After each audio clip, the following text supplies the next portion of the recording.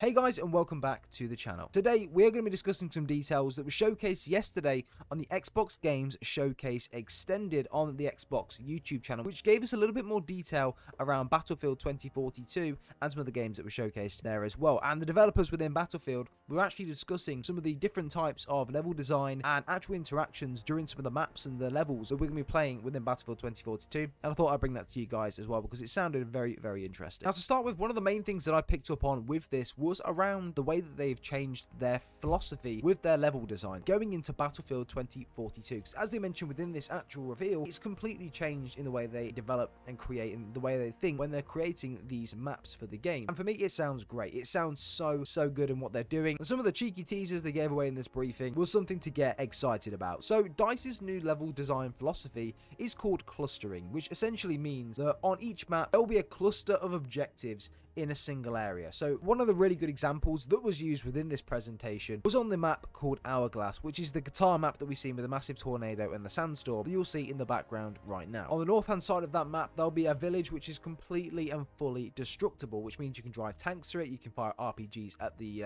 buildings, and they'll collapse, blow holes in them, etc. You know, they're basically the generic Battlefield games that we are used to and play for the last sort of 10 years. If you shoot something, it will blow up, it will destroy, and essentially you can just run tanks through anything. That's one of the part of the map on Hourglass. Now on the east side of the map is where we basically see most of the action during the trailer, and that's within downtown where we see all the skyscrapers. And of course, downtown is going to require a completely different playstyle. You've got buildings which are huge, which you can go up on, you can stay down below. There's obviously roads that you can traverse tanks and vehicles through as well. Obviously, you can drive vehicles into these skyscrapers, up the lifts and on top as well, like we've seen in the trailer with the quad bikes and things like that. So there are many different ways and different scenarios that you can pick up and use during this downtown on quad bikes and things like that. But one of the main scenarios that he mentioned on here was that obviously there's skyscrapers everywhere. The battle can be down below or the battle can be up top. We can try and take a building from below, but also if you go up on the lift, you can traverse and zip line between these skyscrapers to carry objectives to dominate a particular building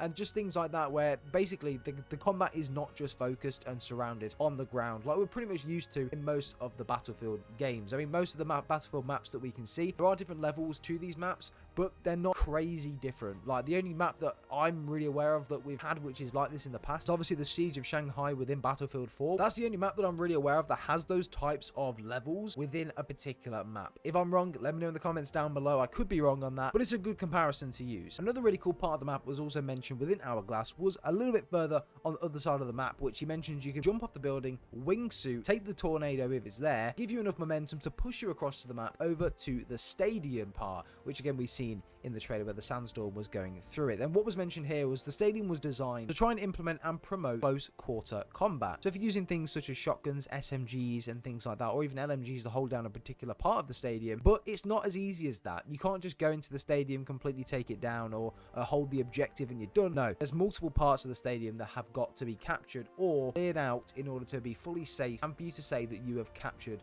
the stadium completely, which is cool. It means that you can't just sit in one area, have to sit there and think, oh okay, well we can now take this room out, we're not going to move from here, or now we can move on to somewhere else. There's like 4 or 5 rooms within the stadium that you've got to take out and clear before you are basically set to actually capture that objective within the stadium, which for me is cool. It doesn't promote camping, it doesn't promote sitting in a corner, which I guarantee there will be anyway, but it doesn't promote that. It says that you need to move in order for you to capture this objective, which means your team are going to have to work together to push into these different areas and take the stadium, whether that is long range, short range, anything like that. It's going to be really, really cool, and I'm really, really excited to see how that's going to work. Now, another massive part of this as well, obviously we've got the different areas of the map, the skyscrapers, the stadium, the village, things along those lines, and obviously then we've got the dynamic weather and the levolution that is within the game. Obviously, we've mentioned already that you're going to be able to completely destroy a village on the east side of the map, but unfortunately, I think, as far as I'm aware, that's mostly the only amount of levolution you're going to be able to see. I mean, in the trailer, we did see the helicopters crash into the skyscraper and damage it that way. Whether it only does a little bit of damage visually to the skyscraper to show that obviously something's crashed into it, or maybe even the hiding the fact that you can actually knock these skyscrapers down and just have it as one playing field. It would be wicked if you could do that. I mean, just have the map full of skyscrapers and at the end of it, it's been that crazy. They've all just been knocked down. I mean, it would be mental. I don't think it's going to happen, but it's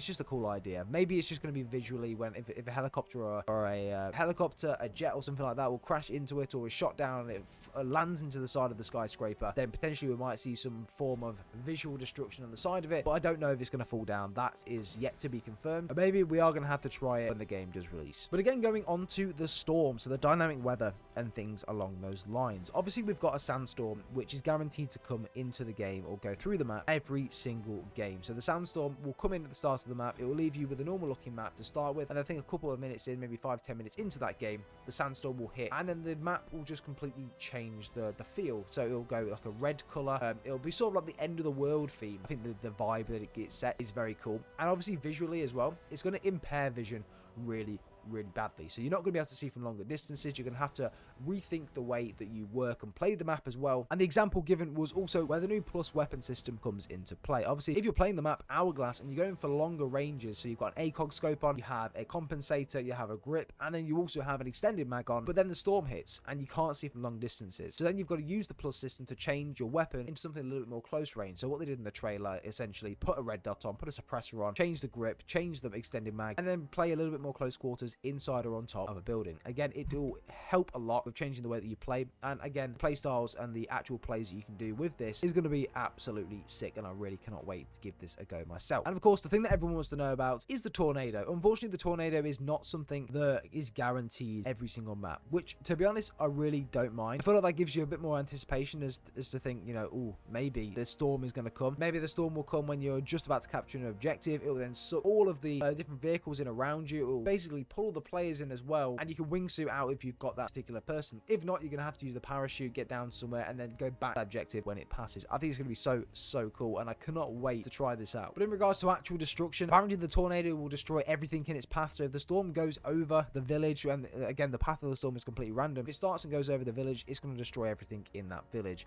I don't think it's going to do the same when it's inside the downtown or near the stadium. I feel like maybe we'll see some visual impairments on the buildings and also on the stadium, but I don't think it's going to completely destroy it. So again, that's yet to be seen or yet to be confirmed, but for me, I don't think it's going to happen. But again, with the village, it will be completely destroyed. The different types of level design as well, not just on Hourglass, but on also other maps as well within Battlefield. I mean, we've seen a couple of the maps within the trailer. The one where in the trailer at the start, where the Osprey was coming in and going towards the landing pad, and the guys have to jump off. That was on the snowy map that we've seen later on in that trailer as well. So again, you can see the different types of levels and the different heights within these maps are not just small buildings. They're literal mountains you've got to surface in order to get onto these pads. So whether it's a case where there's an indoor place you can go up, whether there's a lift you can take, whether there's a staircase, whether it's just a case you've got to use a vehicle to get up there, I don't know. Maybe even it could even be a starting on one of the maps as well. You've got to jump down into the action. I mean, I don't know. I have no idea, but again, it just goes to show the different sort of level design and the philosophy they're taking within this new Battlefield game, and how cool and different the maps are going to play. So just imagine lying down on this landing pad and trying to do a 1,000-meter snipe or something like that from across the map. It's just gonna the plays are going to be so good in this new Battlefield game, man. But then there's also going to be maps that are reminiscent of other maps in previous Battlefield games. Obviously, we've got another map which was showcased in the trailer, which is around the cargo ship that's beached. Again, the levels are not massive on that map. It looks as potentially other parts of that map will be where there'll be massive heights, but there's got to be smaller maps in there as well. There can't just be maps with heights with literally the size of mountains and skyscrapers all the time. You've got to have that balance. So I feel like some of the maps are going to be reminiscent of previous Battlefield games where the heights are going to be, say, the height of that cargo ship, and then other than that, there'll be a couple of hills and stuff. There's going to be nothing crazy. Again, take it with a grain of salt. I don't have the information. I don't really know,